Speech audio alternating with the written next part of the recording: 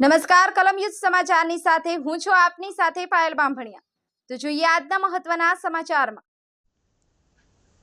આજરોજ કોરિડોર હાઈવેના અસરગ્રસ્ત ખેડૂતો દ્વારા વસ્તી ગામે 17 માંગણીઓ પૈકી 16 માંગણીઓ સ્વીકાર્યા બાદ બાકી રહેલ મુખ્ય એક માંગણી જે ખેડૂત પરિવારના જીવન નિર્વાહ માટેની ખાસ અને અગત્યની પાક નિષ્ફળ માટેના વળતરની માંગણી બાબતે આગોતરા આયોજનના ભાગરૂપે 14 ગામોના આગેવાન ખેડૂતોની મીટિંગ ખેડૂત આગેવાન મુકેશભાઈ ડાંગની અધ્યક્ષતામાં યોજાઈ હતી।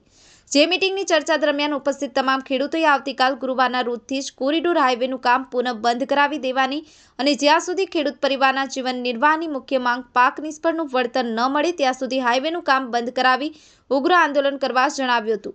પરંતુ હાલના વર્તમાન પ્રાંત અધિકારી શ્રી કુને અને ખેડૂત પ્રત્યેની લાગણી અને ખેડૂતોની સાચી અને સાચા હકની માંગણીઓને બખૂબી રીતે સમજી અને 16 માંગણીઓનું સુખદ સમાધાન કરાવી આપણને ન્યાય અપાવેલ છે।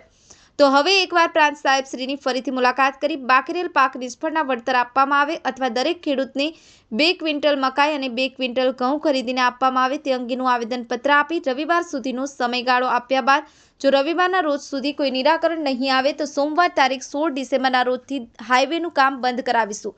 પરંતુ હાલ આપની માંગણી અને લાગણીને સમજી અને પ્રાંત અધિકારી શ્રી દ્વારા 16 માંગણીઓ સ્વીકારેલ છે અને તેની લેખિત બાહેંધરી આપેલ છે। તો પ્રાંત અધિકારી શ્રીને એકવાર મુલાકાત લીધા બાદ જો યોગ્ય નિર્ણય નહીં લેવામાં આવે તો સોમવારના રોજ હાઈવેનું કામ બંધ કરાવી દેવાનું મુકેશભાઈ ડાંગીએ ખેડૂતોને જણાવ્યું હતું। તે ચર્ચા બાદ આવતીકાલ ગુરુવારના રોજ સવારે 11 કલાકે પ્રાંત અધિકારી શ્રીની રૂબરૂ મુલાકાત લઈ આવેદનપત્ર આપવાનું ખેડૂત આગેવાન મુકેશભાઈ ડાંગી દ્વારા નક્કી કરવામાં આવ્યું હતું। કલમ સમાચાર રમેશ સત્યની।